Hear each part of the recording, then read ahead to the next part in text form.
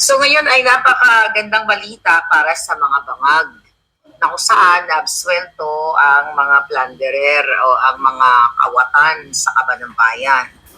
So ngayon ay tuwang-tuwa siyempre ang pinakamatandang kawatan sa kaban ng bayan. Andyan si Enrile, ang kanyang chief of staff na si Gigi Reyes at si Napoles na kung saan ay ginamit ng mga politiko para makinabang dyan sa PDAF na yan. At ngayon, parang walang nangyari after isang dekada or 10 years since 2014 na finailan sila o na-discover yan na sila ay nagnakaw sa pera ng bayan o nag-embezzle, nag-necknote, at ngayon ay absuelto sila. I will let you know about it kasi na meron ako information noong August pa actually.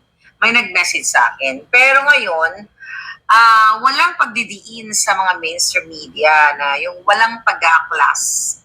Katulad na lamang ng Rappler, ng ABS-CBN. Pero ibinalita nila syempre. Ngayon, titignan natin yung nakaraang mga news.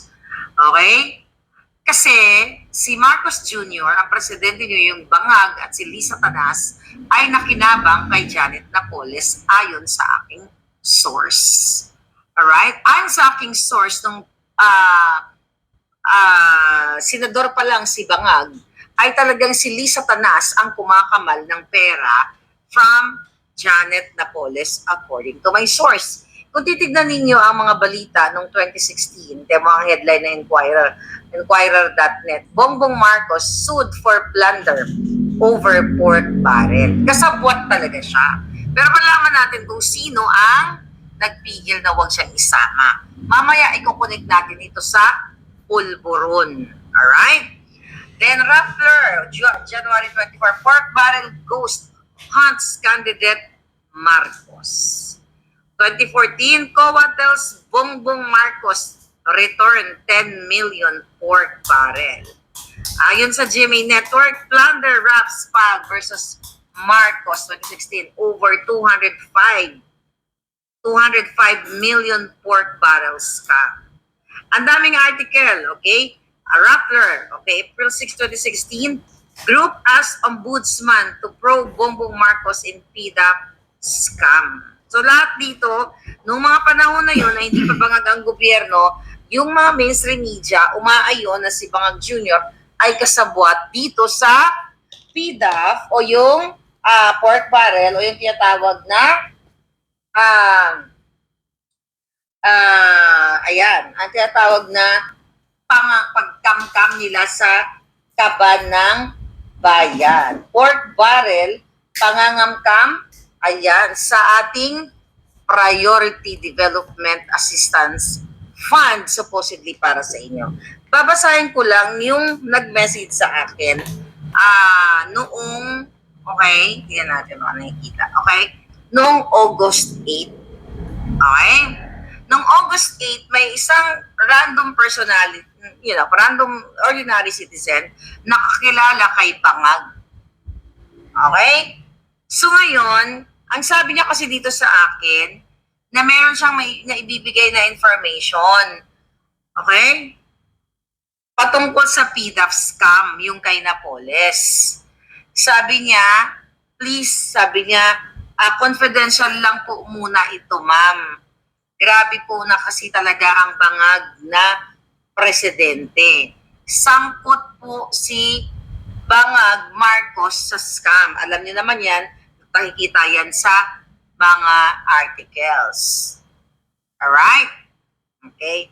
So actually sinendan niya ako ng mga ng mga list. Hindi ko alam kung saan gato sa I think this is coming from dun sa testimonya o sa affidavit ni Janet Lim Napoles. Kaya talaga expected nilang palalayain si Janet Lim Napoles, si Enrile Papa Absuelto at si Gigi Reyes. Ang sabi niya dito sa akin, okay, Miss Marlica, kaya pala hindi isinama ni Pinoy si BBM, okay? Hindi isinama doon sa pork barrel dahil panahon ni Noynoy yun, di ba? dahil kasama sa law office ni Liza at Ochoa yung ES ni Pinoy dati. Alright? So, di ba, sabi niya, kay nakulong, di ba, sabi niya, kung matatanda si Enrique Revilla at saka si Estrada. Kinasuhan yung 14 na senador at 198 na kongresista. Imagine nyo, this was panahon ni Noynoy.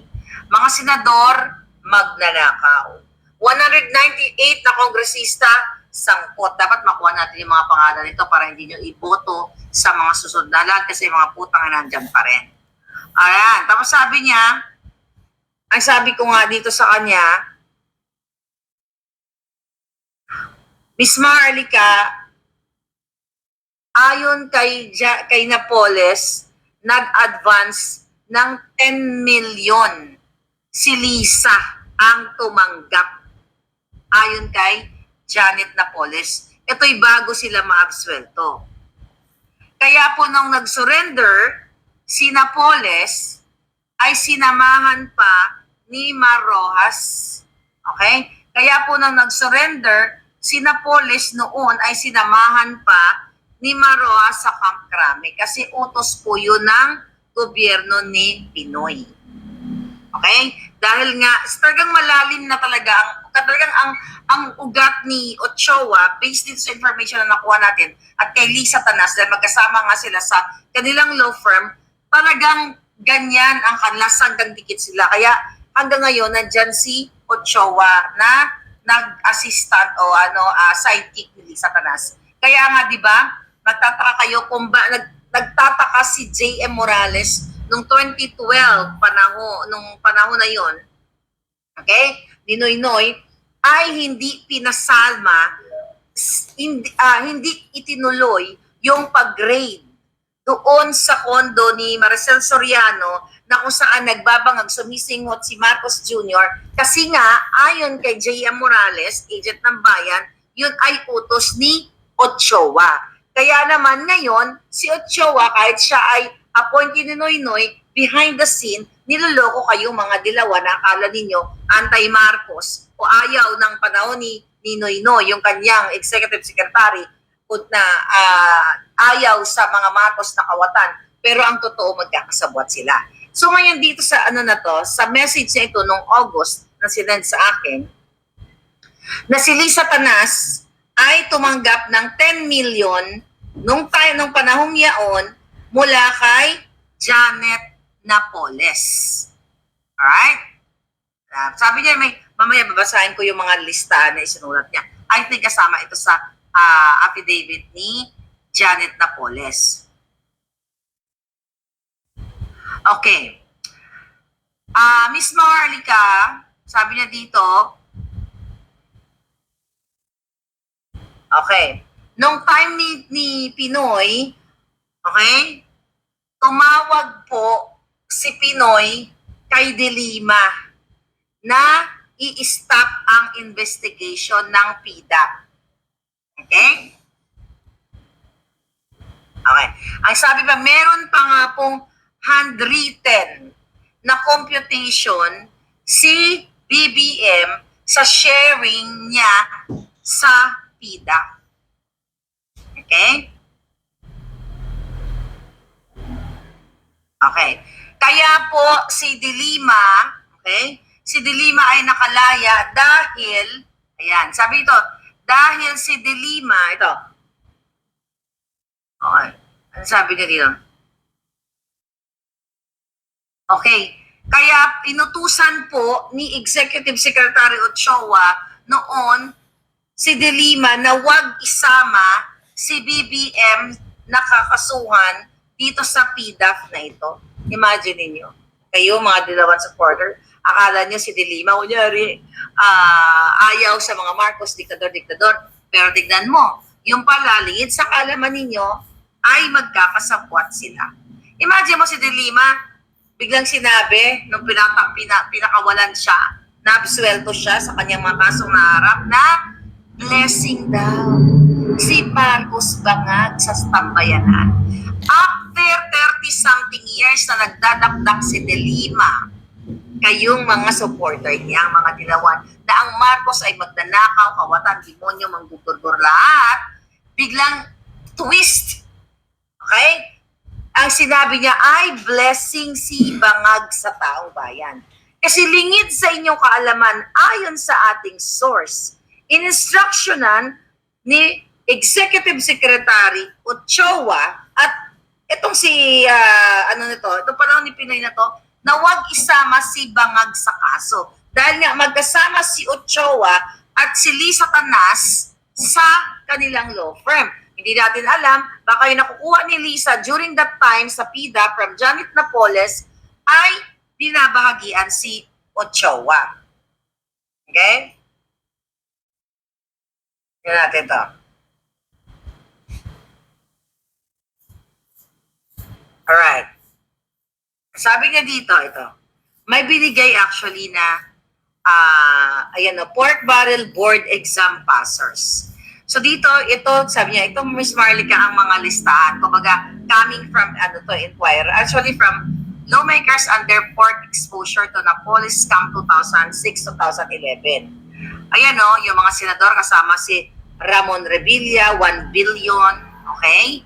Juan Ponce Enrile, 641.65 million. Ito yung listahan na binigay niya sa akin. Ito yung binabasa ko palangga. Ayan Alright. Ayan yung mga binabasa ko. Okay, so nakasulat dito ang mga pangalan. Jinggoy Estrada, 585 million. Ang list na sinulat niya, pork barrel board exam passers. Clip from the Philippine Daily Inquirer. Okay, from August 30, 2013. Ayan, I believe kasama to sa kanilang exhibit sa kanilang sa korte. Ang sabi dito, ito yung mga top-notchers. 5 top-notchers. Si Revilla, 1 billion. Enrile, 641 million. Estrada, 585 million. Jinggoy Estrada. Ferdinand Marcos, 100 billion. Gregorio Onasan, 15 million. Sila yung mga 5 top-notchers. So ito po sinend sa atin ng random personality na may kinalaman dito. I believe kakilala niya si Napoles. Okay? Kasi nakakuha siya ng affidavit ni Napoles. So maya, basahin natin. Ito yung mga pangalan actually, sino to mga to? Like Rizalina, Lanete, Masbate, hindi ko kilala to mga tao to. Maybe they're like what? Okay, they are kongresistas. Conrado Estrella, Edgar Valdez, ang dami, huwag na natin basahin isa-isa. Pero ito yung kanyang testimonya. I think, papakita ko to. I think, ito ay kanyang affidavit. Sabi ni Janet Napoles, number 15, sa abot ng aking naalala, sa kasalukuyan kong kalagayan dito sa ospital ng Makati, ang mga sumusunod na mga senador, kongresista at kanilang mga agents at ang mga opisyalis o kawani ng implementing agencies ng pamahalaan na nagkaroon ng kaugnayan sa akin at tumanggap ng bahagi ng mga pork barrel. Kaya ito pinalabas si Napoles kasi nga madadamay at binanggit niya na nga dito si Bangag Jr. Okay? It just so happened na nandaya si Bangag, na-elect si Bangag, nabudol tayo, kaya talagang palalayain niya ang si Napoles at ang ibang mga kasabwat para maklear siya.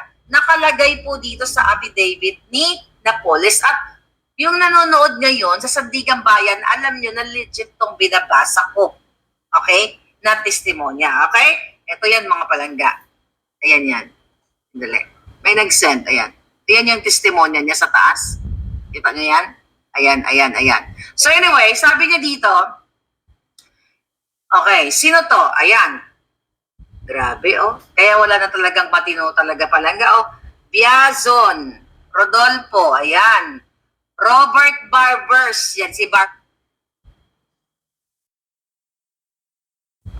na nasa Huwad Committee, na akala mo nagdunong-dunugan at akala mo walang ninakaw sa bayan.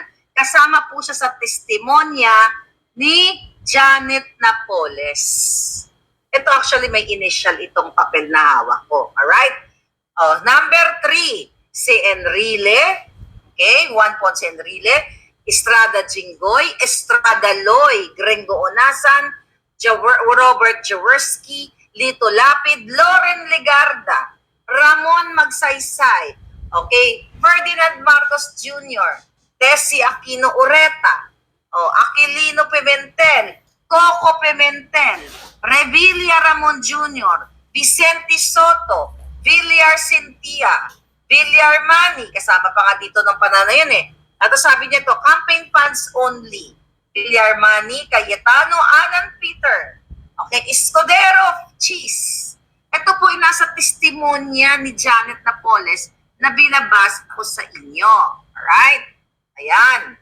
Ito yung mga pangalan. Ulitin ko, sabi niya sa kanyang affidavit, sa abot ng aking naalala sa kasulukuyan kong kalagayan, dito sa ospital ng Makati, ang mga sumusunod na mga senador, kongresista at kanilang mga agents at ang mga opisyalis o kawani ng implementing agencies ng pamahalaan na nagkaroon ng ugnayan sa akin at tumanggap ng bahagi ng pork barrel. Ano yung sistema nila, di ba? Ano ba yung scheme nila?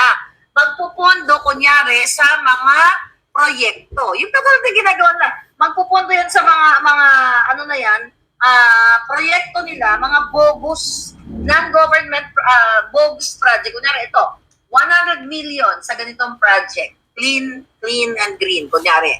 100 million. Bogus, wala. There's no such thing.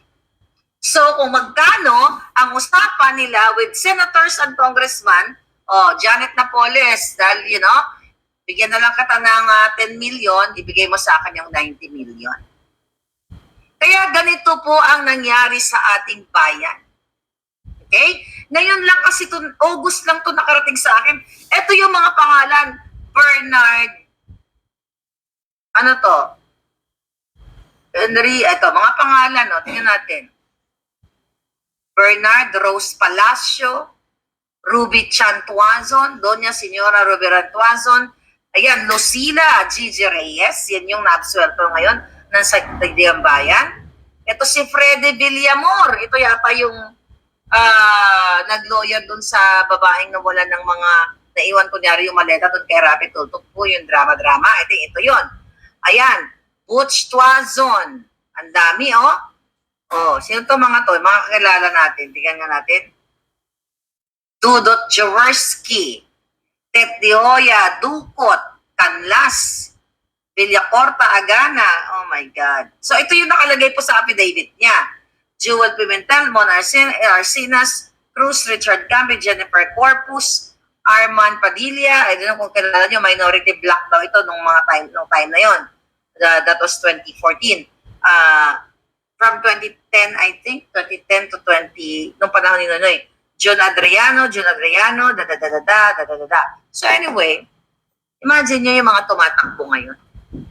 Lahat, ayon sa affidavit ni Janet Napoles na hawak ko na naabswelto ngayon, dahil for sure, talagang abswelto ni Bangag yan para hindi siya madami. Dahil kung hindi niya abswelto yan, hindi ko lang sure, I hope makausap ko yung nagbigay sa atin ng information na ito, kung nadukot itong papel na ito. Kasi nakalagay ito sa exhibit niya eh.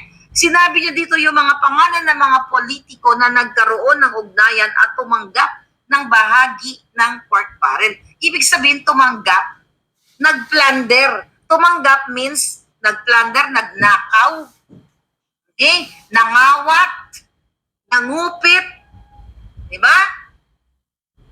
Nakakalungkot ang ang ating bayan dahil ngayon parang walang nangyari. So ibig sabihin wala daw, kaya daw sila na-absuelto dahil walang matibay na ebidensya. So ano nangyari dito sa testimonya ni Janet Napoles? Kasi hindi pa nagpapaliwanag yung sa Dikang Bayan at hindi pa natin nababasa kung ano yung desisyon. Bakit sila na-absuelto? 4 ang bumoto na i-absuelto itong 3 ito.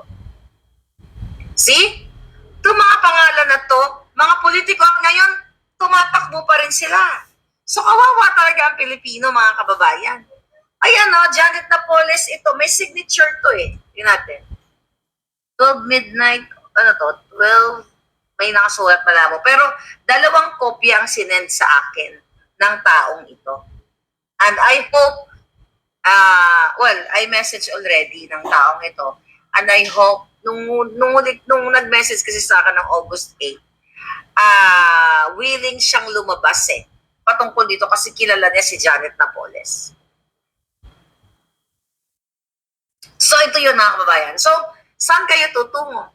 So hindi sa inyong kaalaman, mga Liberal Party, mga Dilawan, nakala nyo, anti-Marcos, itong sila De Lima, itong sila Ochoa, itong sila, sila na Dedo na. So, tapos na ang kanyang kwento. So anyway, itong mga buhay, niloloko kayo. Kaya pala, hindi sinama ni De Lima si Marcos Bangag dito sa kasong ito. Absuelto siya di ba? Hindi siya nakasama dito.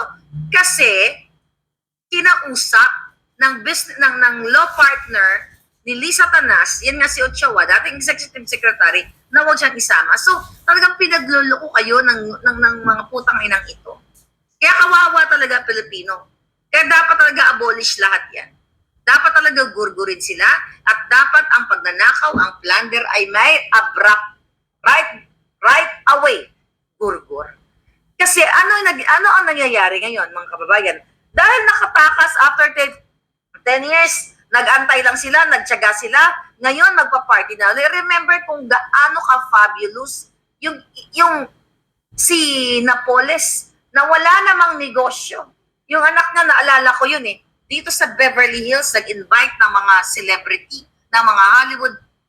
Inukupa ang isang, basta bigla ko lang naalala, nung time na yun, na isang bar dito sa Beverly Hills. Diba? Yung si Jean Napoles ba yun? Na nung nag-viral ng mga panahon na yun, nag-deactivate sa Instagram. Yung mga yacht, lahat ng mga luxury travel, party, na talagang bonggang-bongga, millions of pesos, talagang finoflaunt nung anak ni Napoles during the time. Pero biglang nag-deactivate dahil talagang nag-comment ang mga taong bayan doon. Kung kasi hindi ninakaw sa bayan ang pera mo, kung ba't ako magde-deactivate? Ba't ko i-deactivate kung pinaghirapan ko, yung mga perang na pinag-party ko, ba't ako magde-deactivate? But again, mga kababayan, kaya nga hindi na matatapos-tapos ang korupsyon sa Pilipinas at hindi masolba-solba ang problema, ang kahirapan, ang economic instability ng Pilipinas ay ng Pilipino na walang pagprogreso, kundi ang nagpo-progreso lang ang mga demonyong politiko, kongresista, presidente, senador, mayor, lahat ng mga politicians. Kasi naiipon lang ang pera ng bayan sa kanilang mga politiko. So kayong Pilipino, magdusa kayo. Magdildil kayo ng asin. Kayong mga nasa healthcare, kayong mga teachers, kayong mga obrero, mga tindero, construction worker, tricycle driver, jeepney drivers, lahat, mga nasa opisina, magtiis kayo sa buhay ninyo. Kasi ayaw nyo speak up. Noon pa. Diba? Ngayon, talamak na, pinapalaya na lahat si Sayaron na nasangkot sa illegal tonelalang pulburon, laya.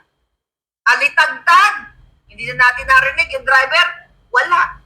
De Lima, laya. Espinosa, tatakbo sa Leyte, lahat ng mga self-confessed na mga kawatan o sangkot sa pulburon. Pinapalaya lahat ni Marcos Jr. Saan ka nakakakita? Only sa Bangag. May narinig ba kayo na isang plunderer ay pinagbayad o nakulong o nahatulan? Wala. Kasi mismo ang nagpapatakas ay plunderer. Sino kaya itong apat na hurado sa Sandigang Bayan? Kailangan malaman natin yung apat na yun, mabalatan ng yung kanilang mga pagkatao, di ba? Kasi na malinaw sa affidavit ni Napoles, nakasama si Bangag. Ngayon lang natin nalaman, actually August lang of this year, na may nag-message sa akin, kaya pala hindi kasama si Bangag, kasi utos pala, influensya pala ni Ochoa, ayon dito sa information na yon. At alam ni De Lima, in-instructionan si De Lima na wag isama si Bangag. Kaya nga, di ba, pag upo ni Bangag, nag-sweldo si De Lima, biglang boom! Si Marcos Jr. ay blessing ng Pilipino. Now you know. Sabi ni Nani N, i-lifestyle check ang mga hurado. Kaya kailangan nyo silang tanggalin. Kasi lahat ng mga nakapaligid kay Bangag, pag nagkaroon ng Truth Commission, kapag nagkaroon ng change of government, whoever, dapat panagutin lahat, pati mga scammer na mga designer, mga kamag-anak, yung mga nagpa-party dyan sa Goldenberg, lahat ng mga backless dyan na nakikinabang sa kaba ng bayan, i-lifestyle check at ipasuka lahat sa kanila ang perang ninakaw nila. At itong mga itong mga kongresista, itong mga hinayupak dyan ngayon, current, previous, mga wala na yung iba natsugi na sa kananakaw, ipinasa nila yung torch ng pagnanakaw sa kanilang mga pamilya. Dapat ipasuka sa kanila lahat ang ninakaw nila. At sino lang makakagawa niyan? Kahit magdak-dak-dak si Marlica dito at wala kayong gagawin, mga palangga, forever hanggang sa dulo-dulo ng kapu-apuhan ninyo, imol manggihapon, purdoy manggihapon. At itong mga politikong ito na ngayon ay nagkakamakaman na sila sa pagtakbo, ay sila ang mamamayagpag. Ang kanilang mga anak mag-aaral sa mga tanyag na eskwelahan sa iba't ibang bahagi ng mundo gamit ang pera ng bayan. Samantalang kayo, patuloy ipapasa ninyo sa inyong mga kapu-apuhan ang kahirapan, ang paglilimahid. Kasi ito yung impact. Ito ang dahilan kung bakit pahirap ang Pilipino dahil pinapabayaan ninyo. Baliwala kayo kasi your paninindi, ang nasa utak ninyo ay pare-pareho lang yan. Sayang lang yung laway natin yan. Marlica, sayang na yung laway mo dyan. Dakdak ka ng dakdak, lahat na lang magnanakaw. If that is your paniniwala, mga palangga, if that is your stand sa buhay ninyo, then i-enjoy ninyo ang kahirapan ng Pilipinas. Sabi ni Nelly Lo, si really advisor ni Bangag, wala namang kwenta, tuloy-tuloy ang sahod. Ayun na nga, 100 years old. Ano pa ina-advise niyan? Well, sila magkakasabuat. Kaya kawawa talaga kayo. Kaya itong mga politikong ito, mga kababayan, sila, sabi ko nga, sa kanila umiikot ang pera ninyo. Nakita nyo naman, si Kimbo, si Abante, si Migaon, si Fernandez, lahat sa mga politiko, puro designers.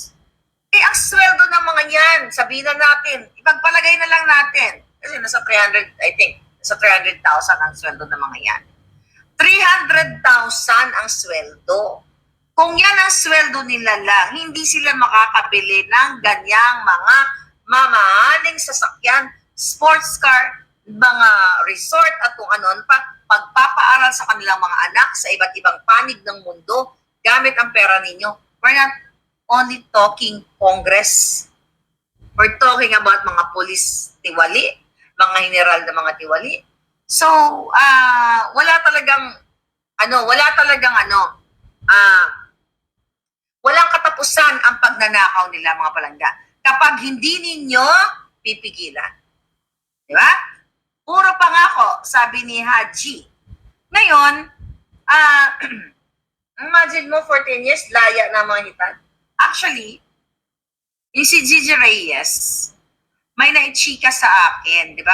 Ating kinuwento ko na sa vlog ko na chika ito ng aking, ng isang scammer, okay, na nakilala ko, na yung pera daw galing sa PIDA o sa pork barrel ay pinatago ni Gigi Reyes.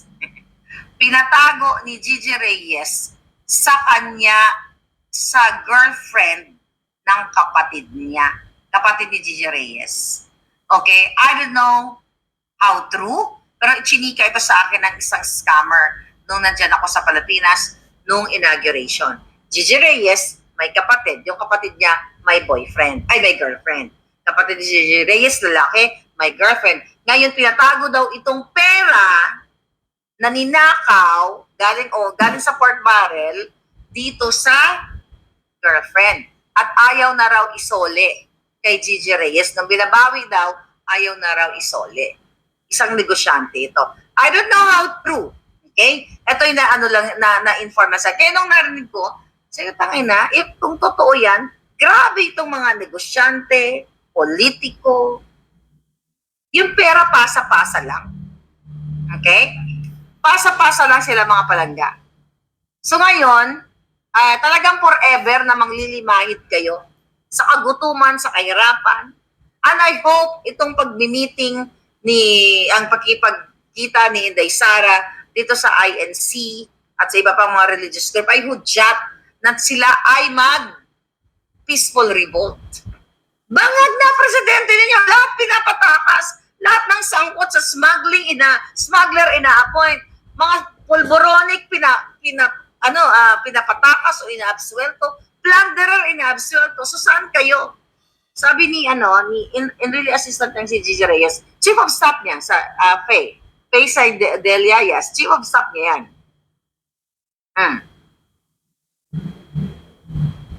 Death penalty ibalik na, sabi ni Kaya TV. Magiging Bangladesh na ang Pilipinas, sabi ni Rudy March. Mirna Magalisa, thank you so much. Yung mayor ng Trece Martires, nagpa-tour ng mga principal at superintendent ng mga schools sa Hong Kong. Libre lahat ng mayor. May pang-shopping pa. Mapaputang na ka na lang talaga, sabi ni Nene Mix Vlog. Isa lang ang makakalutas niyan, ang parusang bitay sa sino mang lumabag ng mabibigat, sabi ni Almar Jeronimo. Sabi ni Vivian ay kabit ni Enrile si Gigi Reyes, kaya nagiwalay si Christina Enrile at si JPE. Oh, nabalita naman yan, di ba? Sabi ni Rodel Magdaong, Bangag Republic. So ngayon, mga kababayan, kung titignan ninyo ang sentimiento ng taong bayan, okay? Tingnan mo headline ngayon, ito ngayon ang headline. Alright. Post. Okay, tingnan natin. ABS-CBN. Enrile on his plunder acquittal in pork barrel case. I knew all along, sabi daw ni Enrile. I will be, sabi niya, alam na alam ni Enrile, sana yan, alam ni Enrile na maa-acquit daw siya kasi wala daw siyang ginawa. Wala daw siyang ninakaw. Grabe, ni piso wala silang ninakaw. Na-acquit sila. Ngayon, alamin natin sa mga susunod na bukas kung sino yung apat na nag-acquit, kung ano ang ugnayan kay Lisa Tanas. Kasi ayon doon sa message sa atin na nakakakilala kay Napoles ay si Lisa Tanas nung panahon na yon, nung senador pa lang si Bangag, ay tumanggap ng 10 million diretso galing sa kay Napoles, binigay sa kanya yung pork barrel money na ito. Tingnan mo ang sabi ng taong bayan, tingnan natin. Okay? Sabi dito, wala pang kilalang taong nakukulong sa pagnanakaw ng pera sa gobyerno dahil korap na bansa ang Pilipinas. Sabi niyang nag-comment, yung Arnold. Sabi ni Catalino, Pilipinas walang makukulong na magnanakaw. Lusot ng lusot. Silang lahat, galit na galit. Ang ilang ang sambayanan. Sabi ng isa, bahala na ang Diyos. No, nasa inyo, nasa tao ang gawa, nasa Diyos ang awa. My heart bleeds for the Filipino people, sabi ni Marily Gaspi. Oh, ano sabi dito? Sabi ni Albert Garcia, sad reality. Baka sa susunod si Napoles naman ang ma-acquit. Acquit na nga. Okay? Sabi ng Sandigang Bayan para sa Pilipino, bakit isang tawag lang o pera ng malaking halaga, absuelto na sa kaso ang mga magnanakaw? Okay? Kaya talagang grabe mga palangga. Lahat dito, majority ng tao, galit na galit yung comment. This is from ABS-CBN. O, tignan natin dito. Okay? Sabi ng comment, Enrile Gigi Reyes Napoles acquitted of plunder over PDAP scam. Okay, sabi ng mga taong bayan na galit na galit. Grabe, tagal-tagal ng taong bayan, mga palangga. Katulad ninyo. Sabi ni Norman Hinaralaw, Mickey Mouse justice system as usual. Same old story. Sabi ni Jonathan Nisola, this is how Philippines justice system works. A chronic corruption country. Majority galit ng taong bayan. Galit kayo, goodbye Philippines. Sabi ni Elimon Rias, di pa rin maayos ang justice system ng bansa. Ang hustisya sa atin ng Diyos, tunay na makatarungan, da. Okay? Ngayon, wala na ba talagang pag-asa ang bansa natin? Ito, ang batas ay para lamang sa mayayaman at ganid. Hindi sila mayayaman, para sa mga kawatan. Sabi ni Charlie Castillo, grabe, nakakasuka na talaga. Sabi ni Nelida, kawawang Pilipinas. So kung mababasa ninyo ang comment, galit pala kayo eh.